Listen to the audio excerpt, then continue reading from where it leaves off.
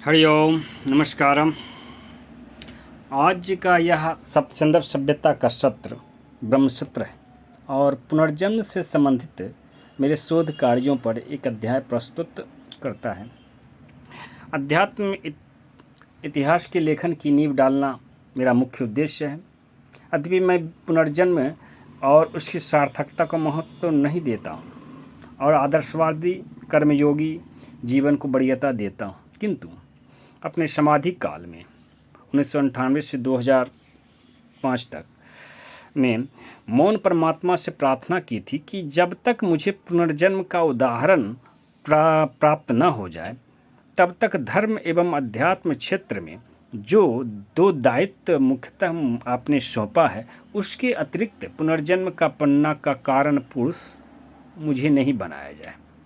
मगर विगत 20 वर्षों से पशु पक्षियों, हवाओं और भूमि के अंतस में निवास करने वाले भूत प्रेत गंधर्व आदि साकार निराकार दृश्य अदृश्य जीवों ने कोहराम मचा रखा है जीवन में, और न चाहते हुए भी उनके तप प्रभाववश परमात्मा पुनर्जन्म पर मंथन को हमें प्रेरित करता रहा, विवश करता रहा। यह उन्हीं का दिया गया उपहार है जो सप्त संदर्भ सभ्यता के पुरालेखों का अन्वेषक बन सका हूँ। कहते हैं संसार माया है, कालक्रम में यह योग भूमि, भोग भूमि, क्रीड़ा भूमि, देव भूमि, असुर भूमि बनती रहती है। समाज पर जिस चरित्र उद्देश्य पक्ष के मानवों का वर्चस्व होता है वह उसी के अनुरूप ख्याति पाती है। इतिहास खुद को दोहराता है। दिन होती है, रात होती है, फिर दिन होती है, ऋतु आते हैं जाते हैं, संवत्सर व्यतीत होती हैं, फिर ऋतु लौट आती है। आत्मा का साकार मूर्ति देहधारी प्राणी होता है। उनमें मनुष्यों के मुखाकृतियाँ अनेक भिन्न भिन्न होती हैं। संभव है पशु पक्षियों की तुलना में संभव है कि हम मानव मुखाकृतियों के द्वारा आत्मा की संरचना विन्यास को जान जाएं। वे 4 विभागों में बटी मानी गई है। उपनिषदों में उनको भिन्न भिन्न संज्ञा प्रदान किया गया है। सामाजिक दृष्टिकोण से आत्मा का अंशधर देही मुख्यतः 4 के प्रति उत्तरदायी रहता है: वंश, व्यक्ति, जाति और परिवेश। मानव जन्म ग्रहण कर मानव ऋणों का उत्तरदायी बनता है। वो वंश, जाति, प्रवेश को समर्पित पितृऋण, ऋषि ऋण और देव ऋण होती है। चौथा, आपका आत्म ऋण भी होनी चाहिए, तभी मानव जीवन का योग यात्रा बन पाती है। आत्मोपासना, प्राणोपासना की जो आपके यह नहीं जानते हैं वह देहधारी मानव माया हैं, अनुयायी हैं, अंशधर हैं ब्रह्म स्वरूप अपने अथवा अन्य मानव मूर्तियों की, जो उनके प्रारब्ध का हानि लाभ, यश अपयश, जन्म मरण का आपके कारण पुरुष आध्यात्मिक नेता देवता होता है।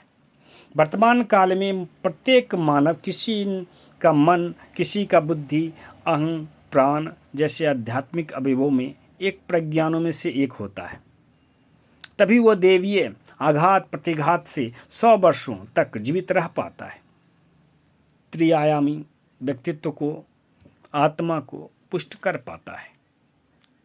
चूँकि मानव देहधारी के जीवन पर अपरा एवं बड़ा जगत का, अदृश्य जगत का प्रभाव पड़ता है, सो आत्मा के विभिन्न अंशों को उसका अवतार मानकर पुनर्जन्म की अवधारणा को स्वीकार कर लेनी चाहिए। उन अंशधरों में जो जितना बड़ा आत्मवान होता है वह अपने आत्मा के आत्मलोक के उतना ही निकटस्थ रहता है, ब्रह्म कहलाता है, ब्रह्म स्वरूप कहलाता है। आध्यात्मिक ऊर्जा से वह आत्मा के वरदान साप देने में सामर्थ्यवान बन जाता है। भाग्य विधाता होता है वह अपने वंश, जाति, व्यक्ति, नाम रूप वाले व्यक्तियों का और परिवेश का। अस्तु उसे अपने आत्मा का ग्रहावतार भी मान सकते हो, जिससे उसके समान स्वरूप, नाम रूप, जाति, वंश, परिवेश वाले प्रभावित होते रहते हैं। वो कारण पुरुष संत स्वरूप होता है, महान व्यक्ति हो सकता है, नेता हो सकता है, राजनेता हो सकता है, समाज का कोई भी महान आदर्श चरित्र हो सकता है। उसके नेतृत्व में आत्मा अपने लोक का निर्माण करती है, स्वर्ग लोक का उस पर से शासन करती है। और इस आधार पे यदि हम अध्ययन करें तो गीता के एक प्रमुख श्लोक है, वो स्मरण में आता है, न त्वेव अहम जातु नाशम न त्वम न इमे जनाधिपा न चेव न भविष्यामः सर्वे व्यमतः परम। तात्पर्य, ऐसा कोई दशक, वर्ष, शताब्दी नहीं जब हम न हों, हमारे जैसे मुखाकृति वाले नर न हों रहे हों, न तुम न ये राजा रहे हों। सदा ही हम तुम ये सभी रहे हैं और भविष्य में भी रहेंगे, क्योंकि हम सभी परम स्वरूप परा जगत में प्रतिष्ठित आत्मा की अंशधर माया हैं। और आत्मा तो अमर है ना, मात्र उसके संस्कारों का उत्थान पतन होता है इहलोक में, भौतिक लोक में, और उसका उत्थान पतन का कारण मानव देहधारी मनुष्यों का संस्कार होता है। उसी को परिष्कृत उत्कृष्ट करना हमारा लक्ष्य होना चाहिए इस जीवन में। आत्मा एक तरह से ये लड्डू के समान है और संस्कार बूंदी, तपो ब्रह्म कहा गया है। एक ही सूरत वाले, नाम रूप वाले मानव देहधारी भिन्न भिन्न जाति, समाज, देश देशांतर, वंश में पैदा होते हैं और उनके संस्कार भिन्न भिन्न होते हैं, चरित्र, उद्देश्य, पक्ष, निर्णय भिन्न भिन्न होते हैं, सो वे अपनी आत्मा को नहीं पहचान पाते। आत्महनन करते करते वंश, जाति, समाज नाशक कलयुगी नश्वरतावादी बन करके मरते हैं, जन्मते हैं, फिर मरते हैं, सो वे अपनी आत्मा के उत्थान पतन का रहस्य नहीं जान पाते।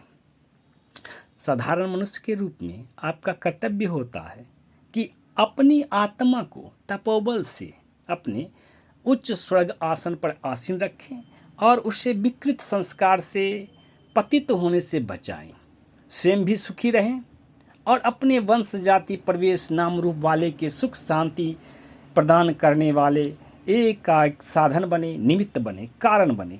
कहा गया है बड़ भाग मानुष तन पावा, इसीलिए तो कहा गया है। एक श्लोक और गीता का यहाँ पर महत्वपूर्ण हो जाता है, एवं परंपरा प्राप्तम इमं राजर्षयो विदुः सह कालेन इह महता योगो नष्टः परंतप। हे परम तपस्वी, परंपरा के द्वारा, विद्वानों के द्वारा, राजर्षियों के द्वारा आप कालक्रम में नष्ट हुए संस्कारों को, आत्मा के पतन को जान सकते हो, जो इहलोक पारलोक दोनों पर, दृश्य अदृश्य जगत पर समान दृष्टि साक्षी भाव निश्चित हो रखते हैं। वैसे राजर्षि ब्रह्म ऋषियों से पुनर्जन्म का रहस्य जानकर तुम आत्मवान ब्रह्म ज्ञानी बन सकते हो, अद्वैत भाव में स्थापित होकर निर्लिप्त निष्काम कर्मयोग में स्थापित हो सकते हो। उदाहरणतः ऐसा सूर्यो अयम आत्मा, सूर्य को आत्मा कहा गया। 60 संवत्सरों में आध्यात्मिक दृष्टिकोण से आत्मलोक सूर्य क्रांति पथ विभक्त है। 60 संवत्सरों के विभिन्न नामकरण भी हैं इसके। सो इतिहास 540 वर्ष, 600 वर्ष, 636 वर्ष एवं 672 वर्षावधियों में के जो 60 वर्षीय कालक्रम है, उसमें महत्तम अवस्था में स्वयं को उच्च अवस्था में प्रकट करता है। युग परिवर्तन किसी किसी के लिए 1000 वर्षों में राशि परिवर्तन के द्वारा होता है। इस अवधि में समान मूर्तियाँ स्वरूप वाले व्यक्ति अपने विगत आध्यात्मिक प्रतिष्ठा अनुरूप चरित्र, उद्देश्य, पक्ष, निर्णय में महत्तम अवस्था, राष्ट्रीय स्तर पे, वैश्विक स्तर पे प्रतिष्ठा को पुनः प्राप्त कर लेते हैं। भूमि में दबी हुई बीज की तरह रूप, कर्म, वंश यानी संबंध एवं नाम के द्वारा वो अभिव्यक्त हो जाते हैं स्वतः प्राकृतिक रूप से। इस आधार पर एक उदाहरण प्रस्तुत करना चाहता हूँ। आपके मुगल सम्राट अकबर की हर में 5000 रानियाँ थीं। पुराणों में भगवान कृष्ण नरकासुर के रनिवास में अंतःपुर में भी 16,000 रानियां थीं। इस आधार पर कह सकते हो दोनों का चरित्र समान था। अकबर और कृष्ण समान चरित्र के आदर्श को प्रस्तुत करते थे। श्री कृष्ण ने 5 रात्र धर्म की स्थापना की तो अकबर ने दीन इलाही धर्म की नींव रखी। समान उद्देश्य प्रस्तुत किया था, अपने भक्तों के पक्ष पोषण के लिए, संवर्धन पोषण के लिए। आध्यात्मिक दृष्टिकोण से 60 संवत्सर 100 वर्षीय देहधारी मनुष्य के तुल्य अवधि होती है। आध्यात्मिक 3000 वर्ष 5000 वर्ष के समतुल्य होता है। इस प्रकार से 1556 ईस्वी से 3000 वर्ष पूर्व 1444 ईसा पूर्व में श्री कृष्ण सदेह धराधाम में विराजमान थे। प्रसिद्ध इतिहासकार पामिला राफेल के मत से मैं सहमत हूँ। ये आपके पुराणों में भी वर्णित है कि नंदवंश के शासन से 1050 वर्ष पूर्व परीक्षित जी महाराज का शासन था। इस आधार पर हम कह सकते हो कि आप अकबर श्री कृष्ण के वंशधर थे, भले ही उनके जैसा रूप वाला ना हो, अथवा अनुयायी थे। उन्हीं की आध्यात्मिक ऊर्जा से उत्पन्न हुए थे। श्री कृष्ण का बीज मंत्र है क्लीं, काली का भी बीज मंत्र है क्लीं। और मुगल वंश पर अकबर पर्व के भगवान श्री कृष्ण और काली माँ की कृपा प्राप्त थी, सो वे मुगल भारत पर शासन व्यवस्था स्थापित करने में सफल हो सके थे।